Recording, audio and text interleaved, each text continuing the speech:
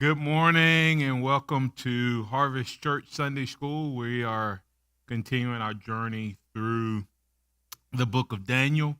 Glad that you've chosen to get up and at 'em with us this morning, whether in person or online, or as they used to say when we were growing up, live. Is it live or is it Memorex? For the young folks don't know that. They're like, what? Oh, y'all remember that live or Memorex? Remember that was the big deal. I'm surprised no one has brought that back in the marketing world today with all the online virtual replay stuff. But anyway, we're in the book of Daniel, continuing that. We're in chapter 11, where we kind of started last week, and we'll just continue to move through that chapter. It's a lot, and so I don't in any way claim to be an expert in terms of this particular teaching, but I think I can give some insight that will help you grow and kind of have a little better idea of what kind of what God was doing during that time and what He's doing now. So, one of the things I want someone go to chapter um, 10. Someone go to chapter 10 for me.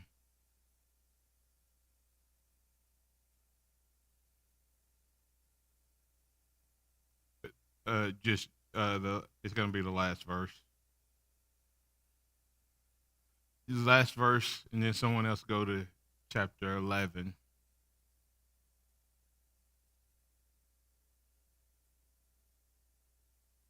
And you can pull up.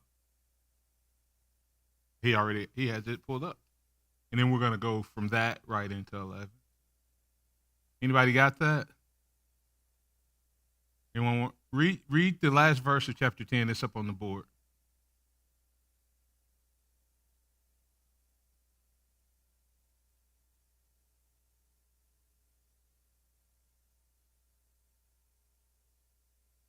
Continue. It is.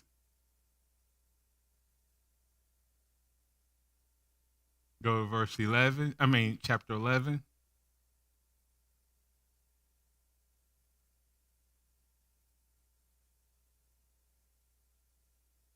In parentheses. Yeah. Sometimes we don't read the Bible the way it's written. Chapters and verses were added for us. So this was one single thought. He was going, "Hey, I'm getting ready to tell you this prophecy from the book of truth." And then for some reason, he felt the need to point out about Michael fighting, and then it's so much in that. Go back to verse 21 real quick of chapter 10. Just look how much information you can read over if you're not careful. That tells you and helps you. It can help your faith. But first, he said, "Now before I go take care of my business with helping my fellow angel, I'm going to tell you what is written in the book of truth." And then he just proceeds to say, "No one supports me against them except Michael." So this is telling you that there's what happening? Spiritual what? Warfare. And so often the church today wants to act like that doesn't exist. But here's the angel putting it back in parentheses. Hey, listen, I'm going to tell you this, but you need to understand I still have business to do. Undoubtedly, Michael wasn't finished defeating the enemy. He had just defeated him or detained him enough or distracted him enough that Gabriel was able to get through. And what can we learn from that spiritually? Sometimes our answers are delayed, right? And we give up and we stop praying. Sometimes our answer gets through but God's not finished, and we stop what? Praying. What is this showing here? He was delayed. God answered. He was delayed. He showed up. He's going to give him an answer, and then he's going what? Back to finish the war, the battle, the fight. And so you need to continue to what? Pray. All right. And then verse 11, it continues in that parentheses. And so what did he tell us in the first part of that? See if you pick up anything that helps you with your faith.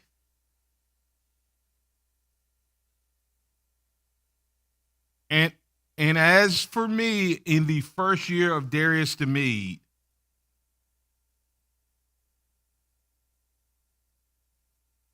this is once again one of those ways that God gives you what? Historical pinpoints or pins in what really happened. You can literally go back and see, according to historical records, when this was.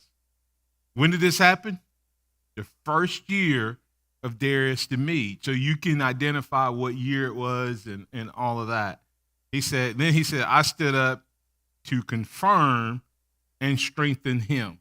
So then he's saying that he's going to go back and fight there with Daniel. The angel reminds Daniel that even unseen spiritual beings engage in God's purposes. Heaven is actively involved in the affairs of the nation, in the affairs of what's happening amongst us each and every day. And Darius the Mede, possibly the same as Cyrus the Great, regional ruler, was used by God to initiate the return of the Jews. So this is when they were returning back to the nation of Israel. Verse 2. We're just going to kind of go, we went through some of this last week, but we'll go through it quickly again. Now then, I tell you the truth. 3 more kings will arise in Persia, and then a 4th who will be far richer than all the others. When he has gained power by his wealth, he will stir up everyone against the kingdom of Israel. So verse 2 is talking about there's 3 kings after Cyrus. Boom. After this has happened, and I'm not even going to butcher up their names, but there was 3 kings, 530 to 522, Cambyses, Smerdis, and Darius were the kings, and it went from 530 all the way down to 486. Okay, and then in 486, the 4th king, which is famous for his invasion of Greece. This was also Esther's king. That was 486 to 465.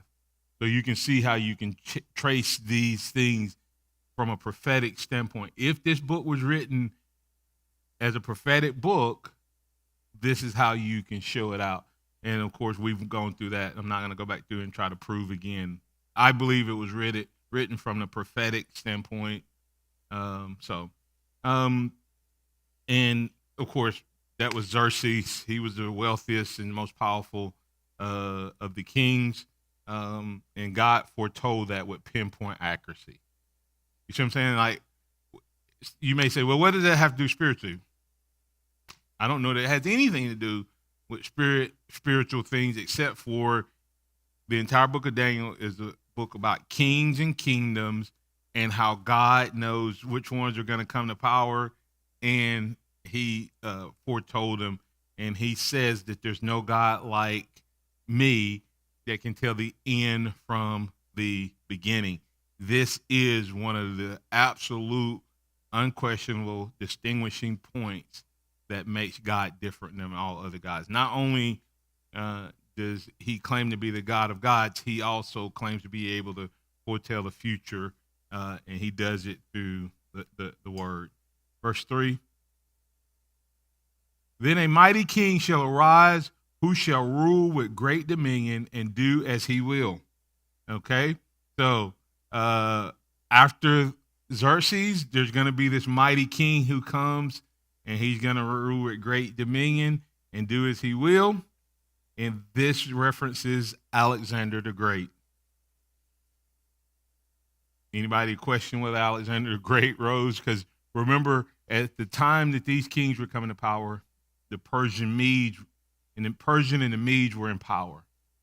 Then this great mighty king came and arose and conquered them, and he was in power, or his kingdom. Alexander the Great in the Greek Empire was 336. I think it was 100 plus years, and he was in power from 336 to 323 BC. He was very young when he died. He was about 33 years old, but he conquered Persia and ruled, for quite a while. Some people say 32 to 33 years old. So any questions on that so far? And all I'm taking us through is that these are all the prophetic things that were listed in the book of Daniel. Some of them we'll get to the point where some of them have very, very specific spiritual things, but this is God's prophetic word of showing kings and kingdoms come and go, but he is eternal. Verse 4 says, and as soon as he has risen, his kingdom shall be broken and divided toward the four winds of heaven. Well, when that was written, that didn't make any sense, right? But when he died, his kingdom did not go to his children. It went to his four generals. Kind of makes sense, right? He was 33 years old. His kids, I don't know if he had kids, they weren't going to be very old anyway.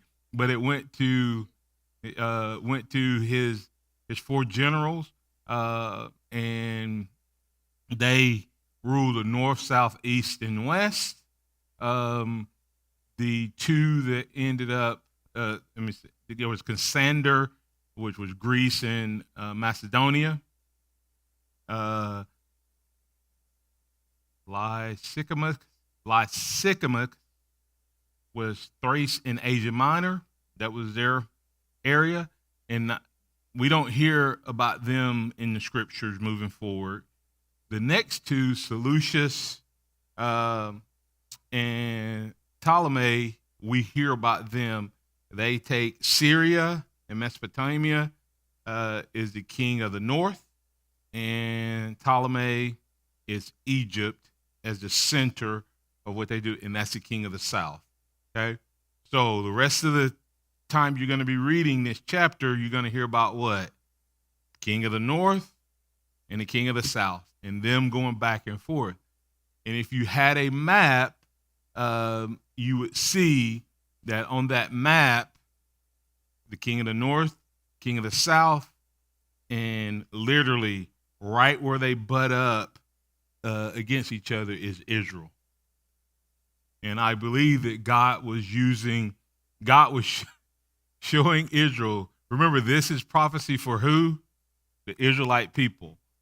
And they are going to be pulled back and forth, marched through and over and back and forth.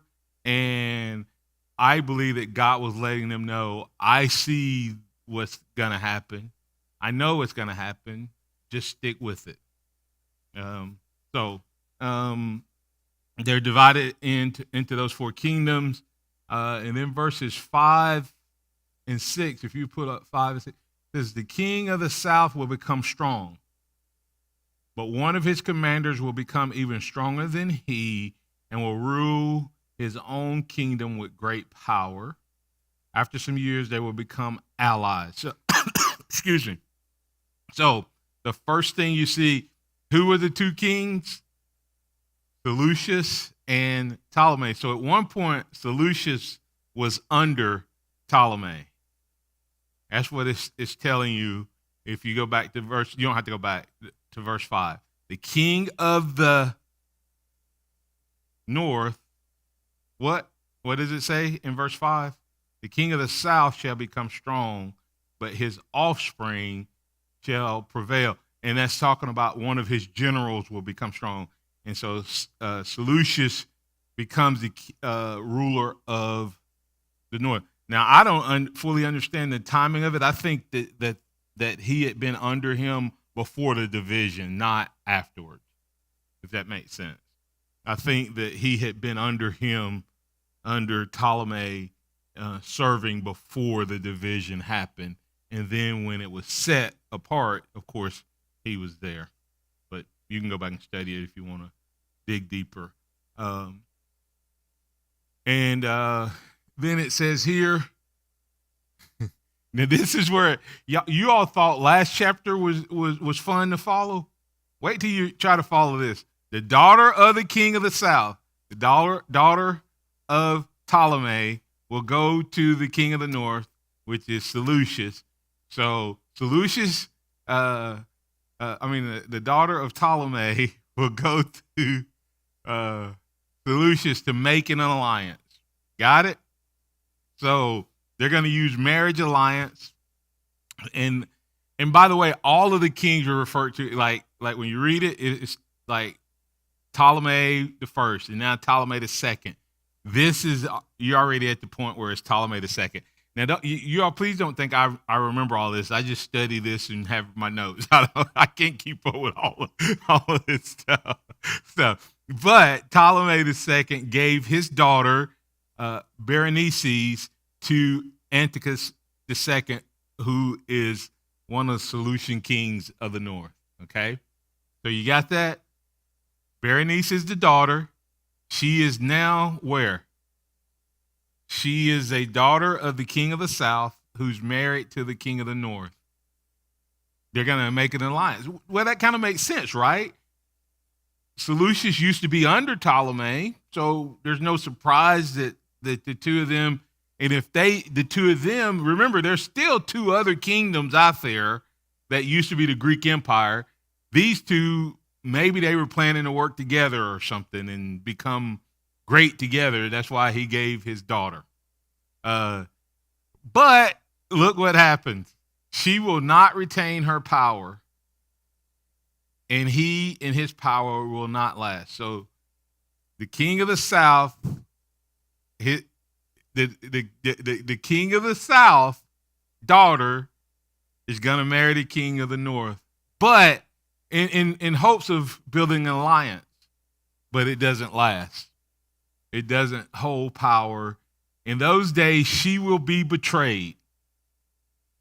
So Berenice is betrayed together with her royal escort and her father and the one who supported her. Now, here's the interesting part. The king of the north was married at this time, divorced his wife, Laodices, and that's who came back and later murdered Berenice, her son, and reclaimed her throne. So, what can we learn from that? If God has deemed the thing as such, what's that? Yeah, without a doubt, it's definitely right. Look at, but think about the craziness of this being written without any names. Just, hey, the king of the north is gonna send, the king of the south is gonna send his daughter to marry the king of the south and to build an alliance. The king of the north is gonna divorce his wife so that he can marry the daughter, thinking that they're gonna build an alliance. But then the king of the north gets that daughter really as a setup, allows his wife, who he's still in cahoots with, to kill her son, and take all his stuff. That's about right. So, but the whole point behind this is just the craziness of like if you were gonna make something up, think about it. If you were gonna make something up, you'd be like so general. If you were trying to trick people and deceive people, hey, this king's gonna marry this king and that king's gonna, instead of the specifics of the south and the north, then you can go back and kind of retrofit everything if you do general. But this is so specific around around that. And so Laodices reclaimed the throne of the north for her son Seleucus II. So, all right, verse 7. One from her family line, this is one from Berenice's family, will arise to take her place. Got it? So Berenice, who was killed, who had married the king of the north, someone's going to take her place. That's her brother.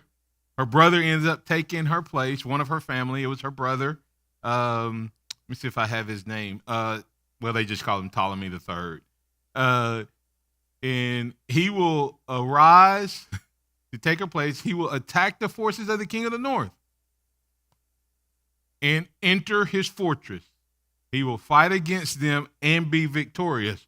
So now who's the ruling kingdom? If you're Israel right there in the middle, now the south is back in control because of Ptolemy III. All right? Huh? Right. But you could imagine, and now these are generations between what we're talking about and leaders and kids growing and all this. We're already at Ptolemy III. So that tells you this isn't like this week, next week, next one. This is like generation plus. I should have looked up the years, but I didn't. But he avenges her death by attacking the Seleucid kingdom and temporarily defeating them. Verse 8. He will also seize their gods, their metal images, and their valuable articles of silver and gold and carry them off to Egypt. And this is where the commentary said, if your gods can be stolen, you probably need new gods. Right? If your gods can be packed up and stolen and taken, you probably carried away, you probably need new gods. For some years, he will leave the king of the north alone.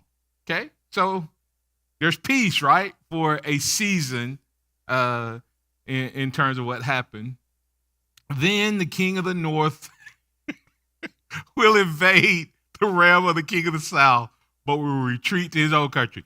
So the king of the north the king of the south, Ptolemy III, has decided what? I'm not going to attack you anymore. I'm going to let you go. I've defeated you. But the king of the north decides, and remember, this is the Middle East. This is Egypt as the center and Syria and we still see what today? These countries in some ways, not necessarily the same two, still going back and forth and attacking each other, etc. So, verse 10. His sons will prepare for war. Now, whose sons? King of the north, right? It says he attacked, he invaded, but then he retreated back to his own country. His sons will prepare for war and assemble a great army which will sweep on like an irresistible flood and carry the battle as far as his fortress. So some of Seleucus II, the sons of Seleucus II, Seleucus III is ready to jump into this thing. Verse 11, then the king of the south will march out in a rage. So north attacks with a great army. Now the south is attacking, rage, and fight against the king of the north, who will raise a large army, but it will be defeated. Okay, verse 12. When the army is carried off, the king of the south will be filled with pride and will slaughter many thousand, yet he will not remain triumphant. So the king of the south, who has a big army? The king of the north. But who wins? The king of the south, right? Remember, this is all things that God predicted through Daniel hundreds of years earlier. And the typical way is the king, it intentionally said the king with the large, massive army who started this is going to lose. And that's exactly what happened. Seleucus III, he was killed early. Antiochus III reclaims territory and defeats Ptolemy IV. And Seleucus and Antiochus were in the same kingdom. Okay, all right. The cycle of revenge and war shows just how unending conflict apart from God's peace can be.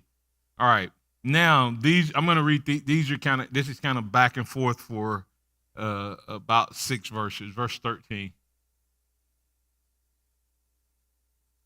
For the king of the north will muster another army larger than the first. By the way, there's 130 something distinct prophecies in this chapter.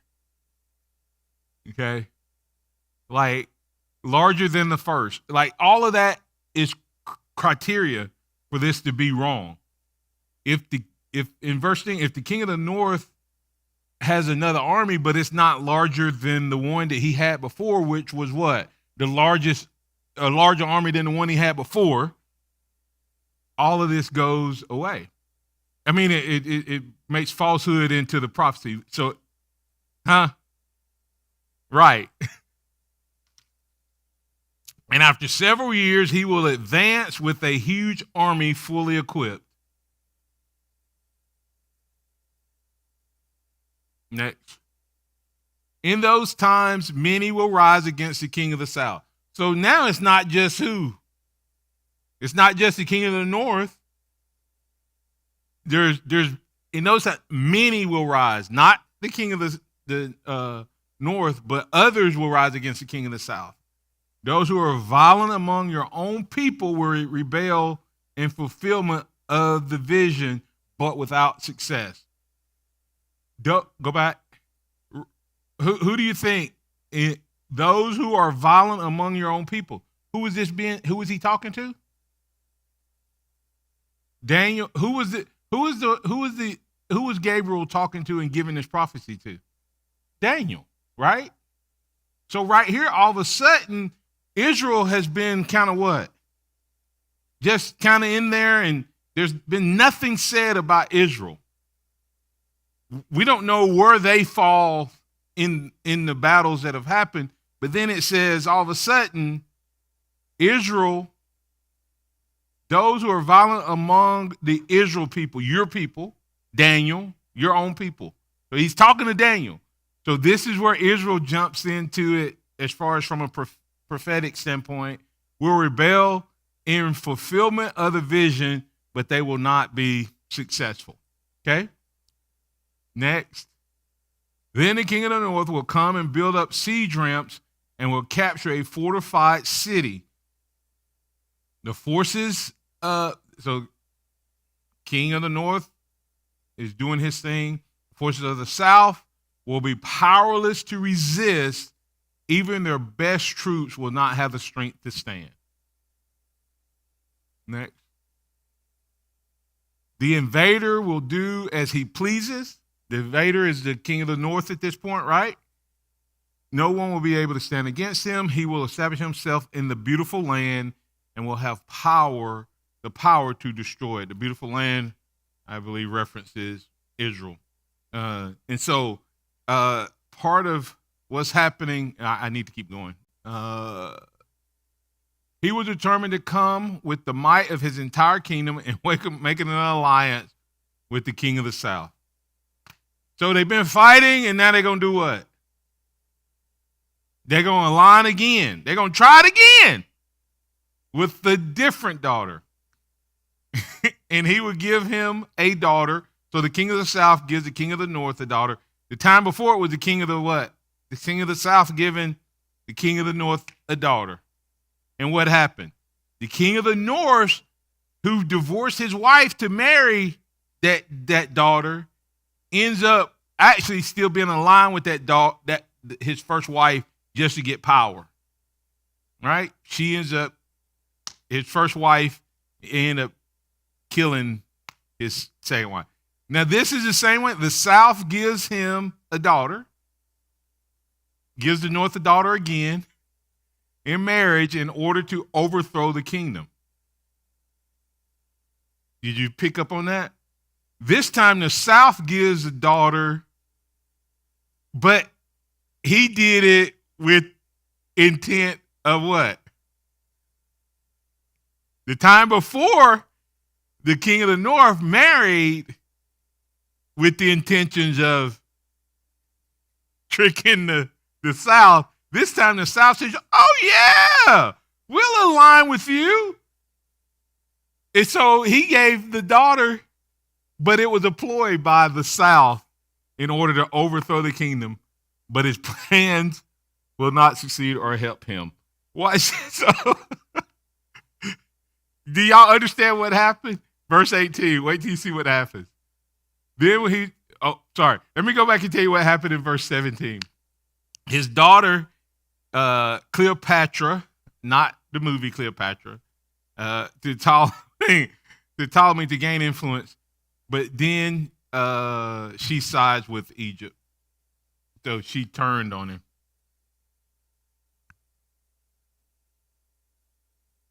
The king Antiochus gave his daughter to the south. I said that wrong. Antiochus, the king of the north, or Syria, gave his daughter to the king of Egypt, the south. And then when she got in there, she decided to align herself with Egypt, or the king of the south, versus with her dad. So there you go, right?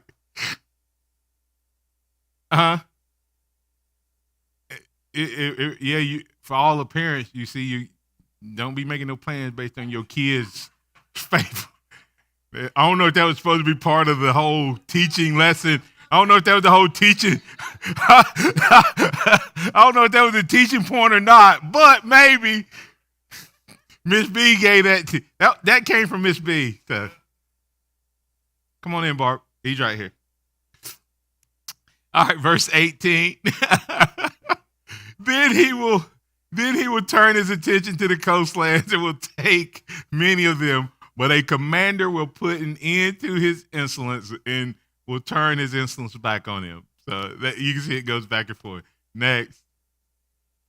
After this, he will turn back toward the fortresses of his own country, but will stumble and fall to be seen no more. So verse 20. His successor will send out a tax collector to maintain the royal splendor in a few years. However, he will be destroyed, yet not in anger or in battle. Seleucus IV, Philopator, son of Antiochus III, imposes heavy taxes to pay Rome. He is assassinated, paving the way for his brother. So, and that's what verse 20 there is talking about. So we don't have time to get into the next part. The next part, verses 21 through 35, talks about a king called Antiochus IV. Remember, he doesn't, well, you don't know this yet. He doesn't come to royal power the same way the other ones did. All right, it says no battle. But this is where verses 21 through 35 is it runs on dual paths. It runs on actual history of what's happening in this kingdom, in this time, during this era, 175 to 164 BC, but it also foretells of the Antichrist, okay? But it's both historical and future telling. The interesting part there is this is where the Christian scholars and many scholars who say that this book was not prophetic, they say this is where it was written at this time when this happened. After this happened, they're saying, oh, someone wrote it and wrote it backwards as if it was written prophetically. So in other words, they're saying that the Bible is written based on a lie, which to me, I don't see how do you call yourself a Christian and then say the Bible, part of the Bible was a falsehood written backwards. And the reason they have to say that is because after verse 35, it skips from here all the way to the end times. and starts talking about the actual Antichrist. The last few verses of this section, 21 through 35, kind of, you can go back and read it. It talks about the abomination that causes desolation and all those things in this, which Jesus also references later. So, all right. So if you want to be ahead of the game, read 21 through the end of the chapter. Remember, in 21 through 35 is actual history and what has happened, but it also has a prophetic angle into forward thinking. I think he may be the first true type and shadow of the Antichrist, because it literally has some of the same things that Revelation references in this particular passage of Scripture. Then verse 36 on really talks even more about the Antichrist. Okay? And we'll go from there. Father God, thank you so much for today, an opportunity we have to study your word, read your word, know your word. May it help us to become all that you intended for us to be.